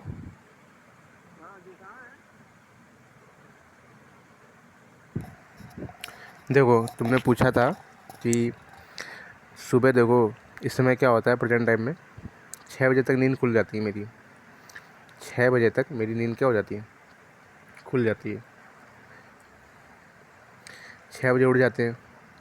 अब 6 बजे उठते हैं, इसके बाद क्या होता है? लेटरिन कुल्ला जाते हैं, कुल्ला वाला लेटरिन वेटरिन करते हैं। ठीक है ना, क्योंकि मुझे मतलब कि अपने मतलब जैसे अपने घर से, मेरे घर से दुकान इतनी दूर पे जाना पड़ता है यहाँ पे ऑफिस में करने, तो वहीं ऊपर छत पे नहाना होता है। क्योंकि हम लोग जिस रूम में भी रह रहे हैं वहाँ पे भी पानी की व्यवस्था नहीं है। लाइट वाइट की व्यवस्था तो हो गई है, ठीक है, पंखा अंखा ला के तो अपना छत वाला टांग दिए थे। तो 6 बजे उठ जाते हैं लगभग 6 साढ़े 6 हो जाता है कभी, तो अपना लेटरिन खुला जाते हैं। इसके बाद वहाँ से आते हैं, नहा धो के 7 बज जाता है। इसके बाद जाते हैं नाश्ता करने के लिए। ठीक है, रनिंग रूम है, वहाँ पे नाश्ते के लिए ऑर्डर देना पड़ता है। तो वहाँ जाओ 7 बजे, इसके बाद 7:30 बजे के आसपास नाश्ता बन के तैयार होता है वहाँ पे, है ना। तो नाश्ता खाते हैं। इसके बाद 8 बजे क्या होता है? 8 बजे जाना होता है ऑफिस साइन करने के लिए कि तुम आज ड्यूटी पे आओगे कि नहीं आओगे। ठीक है, तो 8 बजे वहाँ जाते हैं। 8 बजे साइन करके आ जाते हैं रूम पे। ठीक है, रूम पे आ जाते हैं। इसके बाद क्या होता है कि थोड़ी बहुत लड़के वड़के हैं, 7 लड़के रह रहे हैं यहाँ पे एक रूम में। हमारे रूम में 4 लोग हैं, एक रूम में 3 हैं। ठीक ना, तो थोड़ी बहुत देर बात करते हैं। ठीक है, इसके बाद नहीं तो बाहर सीनियर वगैरह मिल जाते हैं, उनसे थोड़ी बहुत बातचीत चलती रहती है। ठीक है, क्योंकि अभी तो हम लोग ट्रेनिंग बेस पे हैं, तो कैसा क्या माहौल है यहाँ का, सब चीज़ें। तो ये मान के चलो कि 9 बजे 9:30 बजे जाना होता है ऑफिस। ठीक है, 9 बजे जाते हैं। इसके बाद काम मान लो 10 बजे स्टार्ट होता है। 9 बजे जाते हैं, इसके बाद किसके साथ क्या जाना है, ठीक है, तो वो पता चल जाता है कि अभी हम लोग क्या होता है किसी के अंडर में काम करते हैं। ठीक है, अभी क्या है कि जैसे ग्रुप डी की ज्वाइनिंग पहले हुई थी, उनको सब पता है कि काम हम कैसे करना है। तो अभी हम लोग क्या है ग्रुप डी वालों से सीख रहे हैं। हमारी भर्ती तो, हम लोग की भर्ती तो ग्रुप सी में हुई है, लेकिन अभी क्या ग्रुप डी वाले को 1 साल हो गया काम करते करते, क्योंकि इसका इतनी देर में ज्वाइनिंग हुई है। तो अभी क्या होगा, जैसे हमारी ट्रेनिंग जब कंप्लीट हो जाएगी तो ये जो ग्रुप डी है ना, जब ग्रुप डी वाले जो हमको सिखा रहे हैं ऐसे में, अब हम लोग इनके सर बन जाएंगे। ठीक है, हम लोग इनके सर बन जाएंगे। तब हम इनको ऑर्डर देंगे, मतलब हमें, मतलब एक पर्सन पे 2 ग्रुप डी वाले मिलते हैं। यानी कि हमको क्या करना है कि ग्रुप डी वालों को बताना है कि ये काम ऐसे करना है, वो काम वैसे करना है। ठीक है ना, तो अभी तो यहाँ सीख रहे हैं, इसके बाद हम लोग का अब यहाँ तो डाउन स्टेशन में सीख रहे हैं। इसके बाद क्या होगा कि पता नहीं कौन से स्टेशन पे ड्यूटी देगा हमको, क्योंकि यहाँ पे तो हमने जिससे सीखा है, भले वो ग्रुप डी में है, तब उनको बाद में ऑर्डर तो नहीं दे सकते, ठीक है। कि जब नई जगह जाएंगे तो वो तो हम उनको जानते नहीं हैं, तब उनको ऑर्डर दे सकेंगे, ठीक है ना, तभी वो सम्मान भी करेंगे, ठीक है। तो वही चीज़ है। तो अभी बाद में स्टेशन में कहीं ज्वाइनिंग मिलेगी। तो अभी क्या है कि हमारी ड्यूटी का फ़िक्स टाइम नहीं होता है, ठीक ना, क्योंकि ये मान के चलो कि सुबह जाना होता है, ठीक है। जो अभी तुमको बहुत सारी चीज़ें एक्स्ट्रा नॉलेज में तुमको बताएंगे, बहुत सी चीज़ें हमने फ़ोटो वगैरह वीडियो वगैरह बनाई है तुमको बताने के लिए। अर्थिंग क्या है, बहुत चीज़ें बताई, मतलब वीडियो बनाई हमने, ठीक है। एक्स्ट्रा नॉलेज के रूप में तुमको बताते रहेंगे उसको। तो जैसे मान लो आज हम गए थे, तो आज हम यहाँ पे कितने बजे आए रूम पे, आज हम आए 6 बजे आए हैं, ठीक है। 6 बजे ड्यूटी आए। अभी जो हमारी ड्यूटी है ना, इसमें मिलता है हमको टीए। क्या मिलता है? टीए मिलता है। काम मुश्किल से 1 से 2 घंटे का काम होता है, काम 1 से 2 घंटे का होता है, लेकिन जिसके संपर्क में जाते हैं वो क्या 8-8 घंटे लगा देते हैं, पूरे 8 घंटे वहाँ लगा देते हैं। क्यों? क्योंकि स्टेशन से 8 किलोमीटर दूरी पर जब हम लोग जाते हैं काम करने, तो वहाँ पे क्या होता है, हमको 500 रुपये मिलते हैं उस दिन के, 500 रुपये एक्स्ट्रा मिलते हैं। बाकी जो मिलते हैं वो तो मिलते हैं, 500 रुपये एक्स्ट्रा मिलते हैं। तो ये क्या होते हैं, अपना टीए बनाने के लिए, ठीक है ना। तो टीए क्या होते हैं, मान लो महीने का ये लोग 10,000 रुपये तो टीए बना लेते हैं, मिनिमम बता रहे हैं, 10,000 रुपये टीए बना लेते हैं। तो महीने में 20 दिन तो बाहर चले जाते हैं और पूरा पूरा दिन वहीं लगा देते हैं, ठीक है। तो क्या होता है, हम लोग को टीए मिल जाता है, 8 किलोमीटर से दूर गए, उसके बाद टीए मिल जाता है। तो रात को शाम को 6 बजे वहाँ से 5 बजे चलते हैं, 6 बजे यहाँ आ जाते हैं, 500 रुपये का काम हो जाता है उनका, ठीक है। तो अभी क्या है, अभी तो हमको तो टीए मिलना नहीं है जब तक ट्रेनिंग में, तो उन्हीं के चक्कर में सब लेट हो जाता है। तो ये सब चीज़ें सीख रहे हैं, मतलब ये सीख रहे हैं। वहाँ पे क्या होता है, वहाँ पे बैठे रहते हैं केवल बस, ठीक है। वहाँ पे खाली केवल बैठे रहते हैं बस, और कुछ नहीं, बस मौज मस्ती करो ना। काम 1 से 2 घंटे का होता है बस केवल, ठीक है। तो वही है, टाइमिंग का कोई फिक्स नहीं है। अब जैसे मैंने स्टार्टिंग में थे 3-4 दिन क्या होता है, कभी 2 बजे फ्री हो गए, कभी 3 बजे फ्री हो गए, ठीक है। वो क्यों? अगर 8 किलोमीटर के अंदर काम मिलता है तो उसमें 500 रुपये नहीं मिलता है, 500 रुपये टीए नहीं मिलता है, तो आदमी तुरंत काम करके 2 घंटे में काम ख़त्म करके अपना रूम पे आ जाता है, काम ख़त्म हो गया उस दिन का। लेकिन जिस दिन 8 किलोमीटर से ज़्यादा दूरी पे अगर कुछ काम मिला तो समझो उसमें पूरा पूरा दिन लगा देते हैं वो लोग, ठीक है ना। तो वही फिक्स ड्यूटी नहीं है। वैसे हमारी ड्यूटी का टाइमिंग तो है 8 बजे, जब रिपोर्ट करने जाते हैं 8 बजे से लेकर, ठीक है, 4 बजे तक का है। 8 घंटे हो गए होंगे, 9, 10, 11, 12, 1, 2, 3, 4, हाँ, 8 बजे, सुबह 8 बजे से 4 बजे तक की ड्यूटी का टाइम है, ठीक ना। चलो, तो हम लोग क्या पढ़ रहे थे, हाँ ये देखो, इसके बारे में देखते हैं। वी बराबर क्या होता है, आई आर। वी बराबर क्या होता है, आई आर होता है। तो यानी कि कुल मिला के V proportional,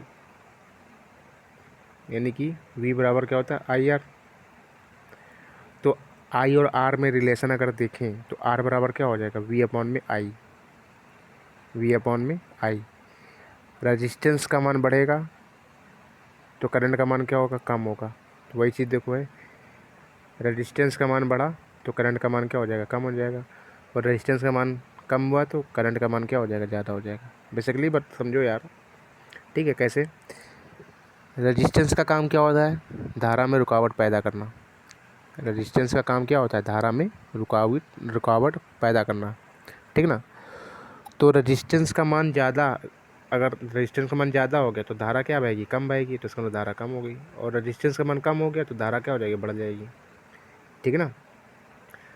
DC series generator की फील्ड वाइंडिंग, ठीक है, डीसी सीरीज जनरेटर की फील्ड वाइंडिंग जो होती है आर्मेचर और लोड के क्या होते हैं, सीरीज में लगी होती है। ये बात बता चुके हैं पीछे फिगर में, ठीक है, ठीक है। तो फील्ड वाइंडिंग जो होती है आर्मेचर और लोड के सीरीज में लगी होती है, ठीक है। अब ये पॉइंट याद रखना है, सीरीज फील्ड वाइंडिंग का जो वायर होता है, सीरीज फील्ड वाइंडिंग का जो वायर होता है वो कैसा होता है, मोटा होता है। बस इतना याद रखो, सीरीज फील्ड वाइंडिंग का वायर मोटा होता है, बाकी ऑटोमेटिक याद हो जाएगा। इसको मैंने कैसे याद किया था, इसको मैंने याद किया था इस तरह से, मैंने पैरेलल के हिसाब से याद किया था, ठीक है। अभी तुम पढ़ रहे हो डीसी सीरीज जनरेटर, इसके बाद डीसी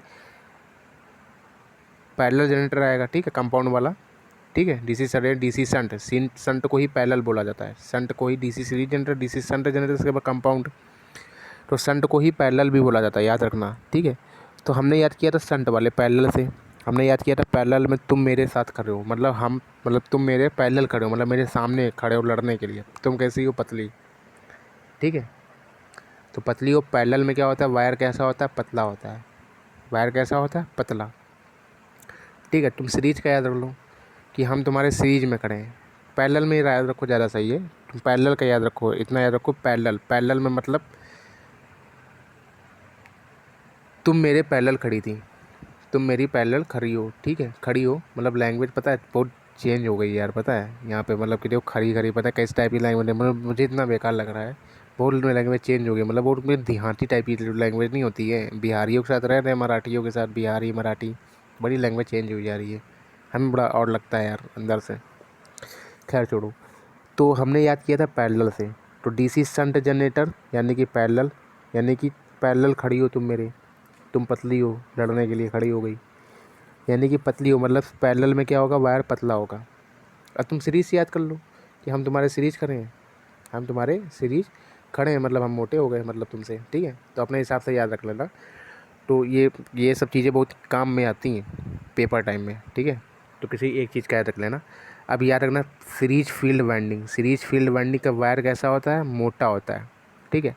अब बेसिकली बात है, वायर मोटा है, जब वायर मोटा है तो वायर मोटा होगा तो लपेटों की संख्या क्या होगी, कम होगी कि नहीं होगी, कम लपेटें बनेंगी।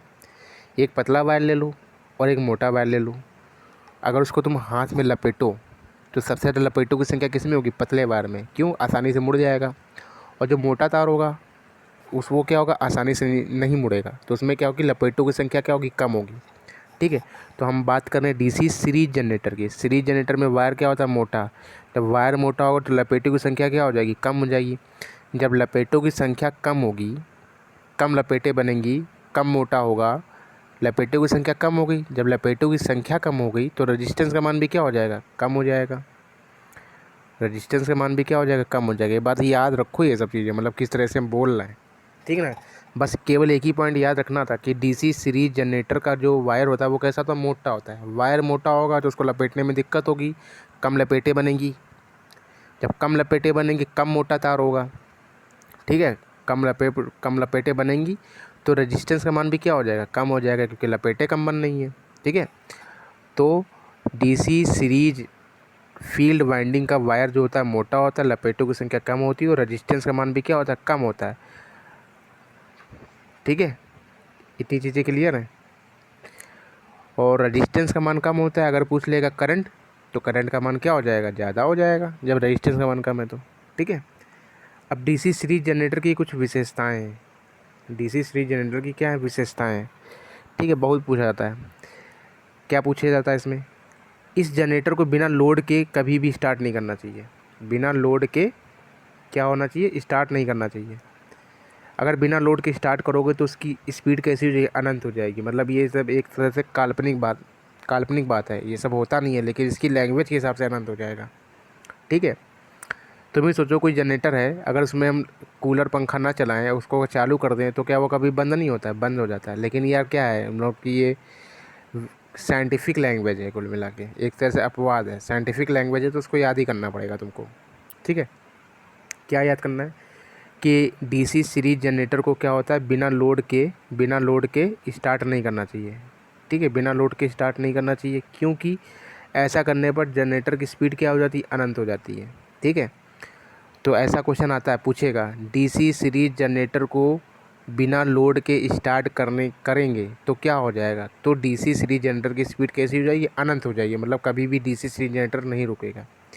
इस जनरेटर का उपयोग कहाँ करते हैं, ट्रांसमिशन लाइन में करते हैं, ठीक है। पूछा जाता है ट्रांसमिशन लाइन में किस जनरेटर का उपयोग करोगे, डीसी सीरीज जनरेटर का उपयोग करोगे, ठीक है।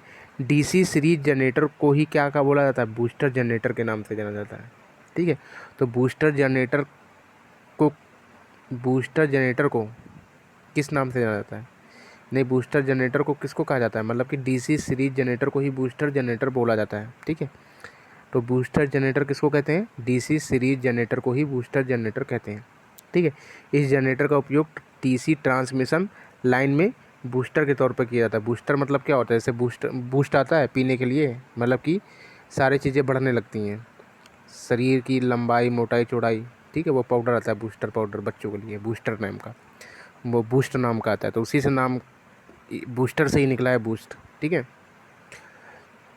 तो क्या बात है कि डीसी जनरेटर की क्या विशेषता है कि सबसे पहली बात तो बहुत अच्छा पॉइंट है, बहुत पूछा जाता है कि बिना लोड के कभी भी डीसी सीरीज जनरेटर को स्टार्ट नहीं किया करना चाहिए। अगर बिना लोड के स्टार्ट किया तो उसकी स्पीड कैसी हो जाएगी, अनंत हो जाएगी, ठीक है। और इस जनरेटर को बूस्टर जनरेटर बोला जाता है, क्यों? क्योंकि इसका यूज कहाँ किया जाता है, ट्रांसमिशन लाइन में किया जाता है, ठीक है। ठीक है, और क्या है, डीसी सीरीज पर भार वृद्धि, और ये याद रखना डीसी सीरीज पर भार वृद्धि के साथ, यानी जितना इस पर भार डालोगे उतना वोल्टेज क्या मिलेगा, बढ़ता मिलेगा, ठीक है, उतना वोल्टेज क्या मिलेगा, बढ़ता हुआ मिलेगा, ठीक है। तो डीसी सीरीज पर भार वृद्धि के साथ वोल्टेज का मान क्या होता है, बढ़ता है, ठीक है। डीसी सीरीज पर भार वृद्धि के कारण वोल्टेज का मान क्या होता है, बढ़ता है, ठीक है। तो डीसी सीरीज जनरेटर की विशेषता क्या होती है, ठीक है, तो बता दी। और ये भी याद रखना कि भार वृद्धि के साथ डीसी सीरीज जनरेटर में भार वृद्धि के साथ वोल्टेज का मान बढ़ता है, ठीक है। और क्या याद रखना है, और याद रखना कि डीसी सीरीज मोटर में क्रांतिक प्रतिरोध का मान जो होता है वो क्या होता है, ज़्यादा होता है, ठीक है। तो डीसी सीरीज मोटर में जो क्रांतिक प्रतिरोध होता है, क्रांतिक प्रतिरोध का मान क्या होता है, ज़्यादा होता है, इसलिए इसे लोड के साथ स्टार्ट करते हैं, इसलिए क्या करते हैं, इसे लोड के साथ स्टार्ट करते हैं, ठीक है। तो इसलिए बोलते हैं बिना लोड के ना स्टार्ट किया करो, क्यों? क्योंकि इसके क्रांतिक प्रतिरोध का मान क्या होता है, ज़्यादा होता है, ठीक है, इसलिए इसके लोड के साथ स्टार्ट करना चाहिए। तो ये बात याद रखना, डीसी सीरीज मोटर में क्रांतिक प्रतिरोध का मान ज़्यादा होता है, इसलिए इसे क्या करते हैं, लोड के साथ स्टार्ट करते हैं। और डीसी सीरीज जनरेटर में भार वृद्धि के साथ, जितना ज़्यादा भार डालोगे वोल्टेज उतना ही क्या मिलेगा, ज़्यादा मिलेगा, नहीं भार वृद्धि के साथ वोल्टेज का मान भी क्या होता है, बढ़ता है, ठीक है। अभी कुछ पॉइंट है, मान लो कि भारत का जो ट्रांसमिशन वोल्टेज है, वो कितना होता है, 400 kV होता है। प्रेजेंट टाइम में 750 चल रहा है और 1200 का परीक्षण हो चुका है, ठीक है। मतलब ये सब चीज़ें हैं, ट्रांसमिशन वोल्टेज 400 वोल्ट होता है, प्रेजेंट टाइम में 750 kV चल रहा है, प्रेजेंट टाइम में जो लाइनें जो चल रही हैं, ठीक है, ट्रांसमिशन में 750 kV चल रही है, ठीक है। और 1200 kV का परीक्षण हो चुका है ट्रांसमिशन लाइन में, ठीक है, ठीक। 400 kV का मतलब लिखा है 4 लाख, 400 kV मतलब 1400 इंटू 1000 यानी 4 लाख हो जाएगा, ठीक है।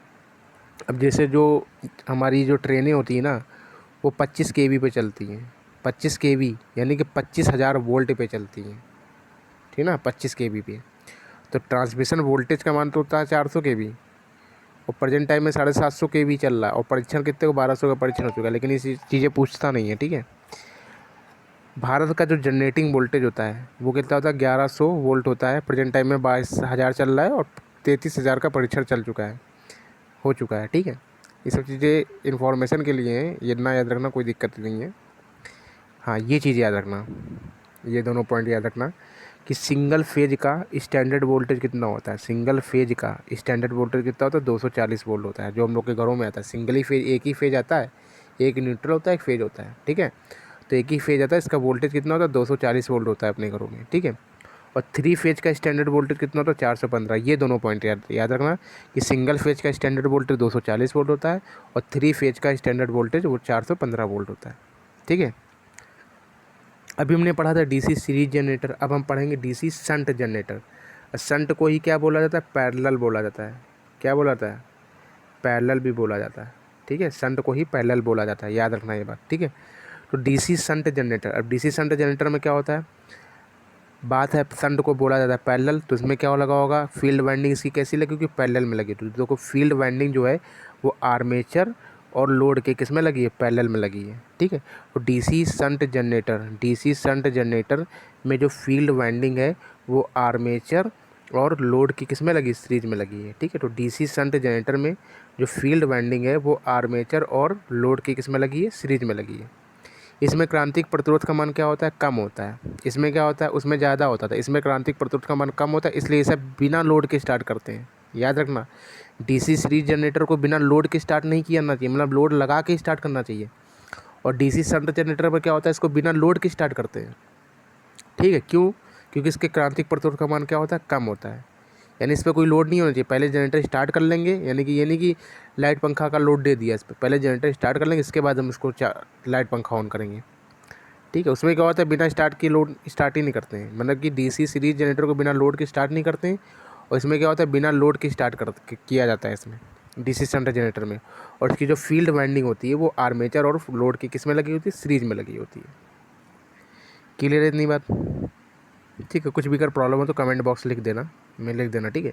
अब देखो वही चीज़ लिखी है यहाँ पे, क्या लिखा है कि डीसी शंट जनरेटर की जो फील्ड वाइंडिंग होती है, डीसी शंट जनरेटर की जो फील्ड वाइंडिंग होती है वो आर्मेचर और लोड के पैरेलल में लगी होती है, ठीक है। डीसी शंट जनरेटर की फील्ड वाइंडिंग आर्मेचर और लोड के पैरेलल में लगी होती है। फील्ड वाइंडिंग का जो वायर होता है, अब हमने पैरेलल से याद किया था, तुम मेरे मतलब हमने याद किया था मेरे पैरेलल में तुम खड़ी हो, इसी पॉइंट से याद भी कर लेना कि हम मतलब कि पैरेलल में खड़े, हम पतली हैं, ठीक है। तो मतलब पतला वायर होता है इसमें, ठीक है, ऐसे याद कर लेना तुम भी, ठीक है। तो मतलब हमने ये याद किया कि तुम मेरे पैरेलल में खड़ी, तुम हो पतली, तो इसका मतलब क्या, पैरेलल में पतला वायर यूज करेंगे, ठीक है। तो इसकी फील्ड वाइंडिंग का जो वायर होता है कैसा होता है, पतला। अब वायर पतला है, जब वायर पतला होगा तो लपेटों की संख्या क्या हो जाएगी, ज़्यादा। जब लपेटों की संख्या ज़्यादा हो जाएगी तो रेजिस्टेंस का मान भी क्या हो जाएगा, ज़्यादा हो जाएगा। जब रेजिस्टेंस का मान ज़्यादा हो जाए तो करंट का क्या मान कम हो जाएगा, ठीक है। तो रेजिस्टेंस का मान भी क्या हो जाता है, अधिक हो जाता है, अधिक टर्न वाला होता है, मतलब लपेटों की संख्या भी ज़्यादा हो जाती है, अधिक टर्न वाला।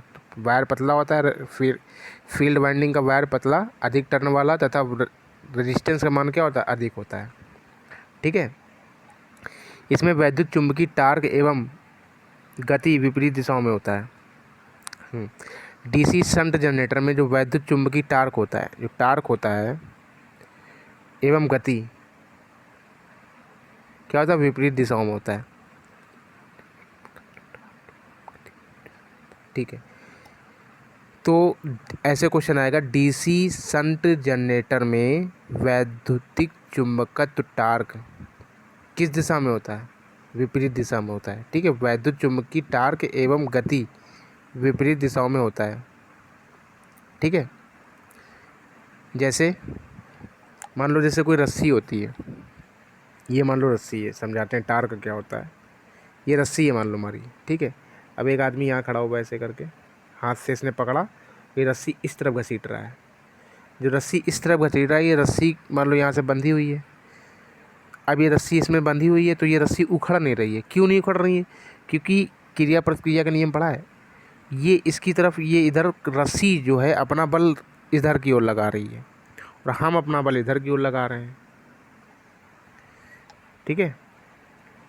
जो मान लो रस्सी है, हम अपना बल इधर की ओर लगा रहे हैं, ये लड़का खड़ा था ऐसे घसीट रहा था इसको इधर की ओर, और रस्सी अपना इधर की ओर लगा कि टेंशन, तो इसी को बोलते हैं टेंशन, टार्क बोलते हैं, ठीक है ना। तो अब डीसी जनरेटर में क्या हो गया, ठीक है। तो डीसी जनरेटर में क्या होता है कि डीसी जनरेटर में जो वैद्युत चुंबकीय टार्क होता है, वैद्युत चुंबकीय टार्क जो होता है वो क्या होता है, और गति, वैद्युत चुंबकीय टार्क एवं गति क्या होता है, विपरीत दिशाओं में होता है, ठीक है। तो ये बात याद रखना कि डीसी शंट जनरेटर में वैद्युत चुंबकीय टार्क एवं गति दोनों क्या होती है, विपरीत दिशाओं में होता है। अगर वैद्युत चुंबकीय टार्क इधर होगा तो गति किधर होगी, इधर होगी, ठीक है। विशेषताएं कुछ हैं इसकी, डीसी शंट जनरेटर की क्या क्या विशेषताएं होती है। सबसे पहली बात तो इसको बिना लोड के कभी भी स्टार्ट नहीं करते हैं, इसको बिना लोड के ही स्टार्ट करना होता है, इस पर कोई लोड नहीं होता है, ठीक है। तो इस जनरेटर को बिना लोड के ही स्टार्ट करना चाहिए। लोड के घटने और बढ़ने पर ईएमएफ का मान क्या होता है, स्थिर रहता है। ईएमएफ का मान क्या होता है, स्थिर रहता है, लोड घटे चाहे बढ़े, ईएमएफ का मान स्थिर। और डीसी सीरीज जनरेटर में क्या पड़ा कि लोड के बढ़ने के साथ, जितना ज़्यादा लोड होगा उतना ज़्यादा ईएमएफ उत्पन्न होगा। लोड के बढ़ने के साथ ईएमएफ का मान भी क्या होता है, बढ़ता है। लोड के बढ़ने के साथ ईएमएफ का मान भी क्या होता है, बढ़ता है डीसी सीरीज जनरेटर में। लेकिन इसमें क्या होता है, इसमें ईएमएफ का मान स्थिर रहता है, लोड घटे चाहे बढ़े, इसमें ईएमएफ का मान कैसा होता है, स्थिर होता है, इसमें ईएमएफ का मान नहीं बदलता है, ठीक है। ये सब पॉइंट छोटे छोटे पॉइंट है, बहुत ये सब कन्फ्यूजन पैदा कर देते हैं। अभी तुम जहाँ जनरेटर पढ़ोगे, अभी डीसी जनरेटर पढ़ रहे हो, इसके बाद डीसी जनरेटर पढ़ोगे, ठीक है, डीसी जनरेटर पढ़ो, डीसी मोटर पढ़ोगे, इसके बाद single phase motor, 3 phase motor, ये सब मोटर जब पढ़ोगे सब हो जाएगा मिक्स। और ये मोटरों से कम तुम्हारे सीटीआई में कम से कम नहीं तो ये मान के चलो कि 30 क्वेश्चन आने हैं। ट्रांसफार्मर ये सब जितने मोटर्स हैं कम से कम 30 क्वेश्चन आएंगे। तो बिल्कुल कायदे से पढ़ो, बाकी पिछला रिवीजन करो जितना पढ़ चुके हो, ठीक है ना। सब किताबों से क्वेश्चंस लगाओ, बाकी मैं अभी क्वेश्चंस लगाऊंगा इसकी कौटिल्य एकेडमी से क्वेश्चन सब लगवाऊंगा, ठीक है। तो इस समय तुम ध्यान रखो कौटिल्य एकेडमी की बुक पे और जुगल सर की जो कॉपी दी है उसकी नोट्स मतलब उसके क्वेश्चंस पे ध्यान दो। इन दोनों के बुक के क्वेश्चन सॉल्व करो भी केवल, ठीक है, सीटीआई के पेपर के लिए।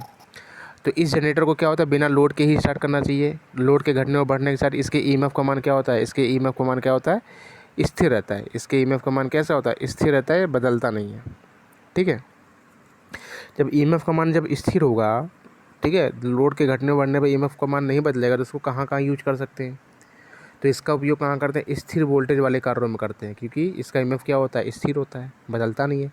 तो स्थिर वोल्टेज वाले कार्यों में किया जाता है, जैसे जैसे कहाँ किया जाएगा, सेंट्रीफ्यूगल पंप में किया जाएगा। कहाँ किया जाएगा, सेंट्रीफ्यूगल पंप, यानी कि समरसेबल जो होता है वहाँ पे यूज करते हैं, सेंट्रीफ्यूगल पंप में करते हैं। इलेक्ट्रोप्लेटिंग में किया जाता है, बैटरी वाले जो इलेक्ट्रोप्लेटिंग होता है, बैटरी वाले चैप्टर में पढ़े थे इलेक्ट्रोप्लेटिंग, एक धातु से दूसरी धातु की परत चढ़ाने को ही क्या बोला जाता है, इलेक्ट्रोप्लेटिंग बोला जाता है, ठीक है। तो इसमें क्या होता है, लगभग स्थिर विद्युत मिलती है, ये स्थिर ईएमएफ मिलता है, तो हमें इस तरह स्थिर ईएमएफ ही चाहिए, ठीक है। इलेक्ट्रोप्लेटिंग के लिए डीसी का यूज करते थे बैटरी से, तो स्थिर मिलती थी, तो वही चीज़ है। इलेक्ट्रोप्लेटिंग में भी यूज करते हैं और वाइंडिंग में भी इसका यूज किया जाता है। कहाँ किया जाता है, वाइंडिंग में भी यूज किया जाता है और एक्साइटर के तौर पे भी यूज किया जाता है और बैटरी चार्जिंग में भी यूज किया जाता है, ठीक है। डीसी शंट जनरेटर ऐसे आएगा, डीसी शंट जनरेटर का उपयोग किया जाता है। 3-4 ऑप्शन लिखे होंगे, बैटरी चार्जिंग एक में लिखे होंगे, तो बैटरी चार्जिंग में भी यूज किया जाता है, ठीक है। इलेक्ट्रोप्लेटिंग में भी यूज किया, ये दोनों इंपॉर्टेंट इसलिए देखो पीला पीला लगा हुआ है, ठीक है। और कहाँ यूज किया जाता है, समांतर प्रचालन के लिए यूज किया जाता है, ठीक है। बूस्टर के प्रयोग में, ये नहीं, ये कटा हुआ है, बूस्टर के प्रयोग वाला नहीं लिखना है। समांतर प्रचालन के लिए, समांतर प्रचालन के लिए मतलब समांतर में चलाना है, नाम से क्लियर है। डीसी शंट यानी समांतर, शंट का मतलब क्या, पैरेलल, ठीक है। तो मान लो जैसे मान लो एक जनरेटर ख़राब हो गया तो उसके पैरेलल में दूसरा लगा दिया, तो वही समांतर प्रचालन के लिए, समांतर चलाने के लिए, प्रचालन मतलब चलाने के लिए, तो समांतर प्रचालन के लिए भी इसका यूज किया जाता है, किसका, डीसी शंट जनरेटर का, ठीक है। तो सेंट्रीफ्यूगल पंप में यूज करेंगे, ठीक है।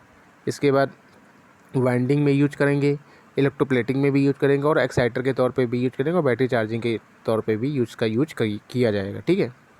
अब बात करते हैं डीसी कंपाउंड जनरेटर, किसकी बात करते हैं, डीसी कंपाउंड जनरेटर की बात करते हैं, ठीक है। तो डीसी कंपाउंड जनरेटर क्या होता है भाई, अब डीसी कंपाउंड जनरेटर मतलब डीसी सीरीज जनरेटर और डीसी शंट जनरेटर, ये दोनों का मिक्सअप, डीसी सीरीज जनरेटर और डीसी शंट जनरेटर, इन दोनों का मिक्सअप डीसी कंपाउंड जनरेटर क्या होता है। इसका जो अब देखो इसकी अब जो सीरीज भी है और शंट भी है, ये देखो सीरीज है, ये क्या है, सीरीज है। और सीरीज का काम क्या होता है, सीरीज में डीसी सीरीज जनरेटर क्या होता है और डीसी शंट जनरेटर क्या होता है, इन दोनों का मिक्सअप इसके अंदर है कंपाउंड जनरेटर में। तो सीरीज का मतलब क्या होता था, जो सीरीज वाइंडिंग होती है वो आर्मेचर और लोड के सीरीज में लगा होता है। देखो ये देखो आर्मेचर और लोड के सीरीज में लगा हुआ है। अब शंट जनरेटर पढ़ा था, ये देखो शंट फील्ड वाइंडिंग है, शंट वाइंडिंग है, ये देखो आर्मेचर और लोड के पैरेलल में लगा हुआ है, ऐसे फिगर बन गया इसका, ठीक है। तो कभी फिगर दे के भी नाम पूछ लेगा ये कौन सा जनरेटर है, ठीक है। तो याद रखना ये सब पॉइंट है। अब इसका क्या है, अब कंपाउंड जनरेटर जो होता है उसको दो तरह से यूज कर सकते हैं। जब हमें डीसी सीरीज चाहिए होगा तो डीसी सीरीज के रूप में यूज कर लेंगे, जब हमें शंट के रूप में यूज करना होगा तो डीसी शंट के रूप में यूज कर लेंगे, ठीक है। तो इसको दो तरह से हम लोग यूज कर सकते हैं। कितने तरीके से यूज कर सकते हैं इसको हम लोग दो तरह से यूज कर सकते हैं, ठीक है ना। तो डीसी कंपाउंड जनरेटर पढ़ लेते थे, डीसी कंपाउंड जनरेटर के बारे में। डीसी कंपाउंड जनरेटर में दो प्रकार की फील्ड वाइंडिंग का प्रयोग किया जाता है, ठीक है। डीसी कंपाउंड जनरेटर में दो प्रकार की फील्ड वाइंडिंग का प्रयोग किया जाता है, डीसी सीरीज फील्ड वाइंडिंग तथा डीसी शंट फील्ड वाइंडिंग, ठीक है। डीसी सीरीज फील्ड वाइंडिंग तथा डीसी शंट फील्ड वाइंडिंग, क्योंकि दोनों का कॉम्बिनेशन है। इस जनरेटर को यदि लोड लगा कर स्टार्ट किया जाए, तो लोड लगा के किसके साथ स्टार्ट करते थे, सीरीज के साथ। तो ये जनरेटर किसकी तरह काम करेगा, डीसी सीरीज की भांति काम करेगा। और इसे यदि बिना लोड के स्टार्ट किया जाए, यदि इसे बिना लोड के स्टार्ट किया जाए तो किसकी भांति करेगा, डीसी शंट जनरेटर की भांति कार्य करेगा। ठीक है, ये जनरेटर हमारे दो प्रकार के होते हैं, ये जनरेटर भी दो प्रकार के होते हैं। कौन से दो प्रकार के होते हैं, एक होता है डिफरेंशियल कंपाउंड जनरेटर और एक होता है कम्युलेटिव कंपाउंड जनरेटर। एक क्या होता है डिफरेंशियल कंपाउंड जनरेटर और एक होता है cumulative compound generator.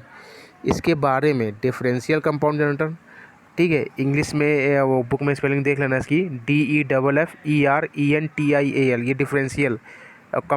Commutative COMULATIV, cumulative compound generator. ठीक है, तो ये जनरेटर दो प्रकार के होते हैं। कौन सा, डीसी कंपाउंड जनरेटर।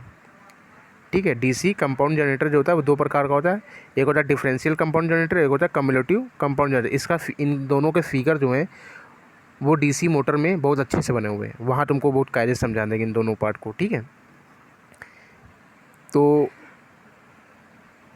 ये दोनों जनरेटर भी, ये दोनों जनरेटर यानी डिफरेंशियल कंपाउंड जनरेटर और कम्युलेटिव कंपाउंड, ये दोनों भी दो प्रकार के होते हैं। यानी डिफरेंशियल कंपाउंड जनरेटर भी दो प्रकार का होता है और कम्युलेटिव कंपाउंड जनरेटर भी कितने प्रकार का होता है, दो प्रकार का होता है। ठीक है, तो डिफरेंशियल और कम्युलेटिव, तो डिफरेंशियल कंपाउंड जनरेटर और कम्युलेटिव कंपाउंड यहाँ तक रखने हैं। ठीक है, तो ये दोनों भी दो प्रकार के होते हैं, इसके बाद आगे पढ़ाते हैं। ठीक है, यहाँ तक रखते हैं। ठीक, चलो बाय।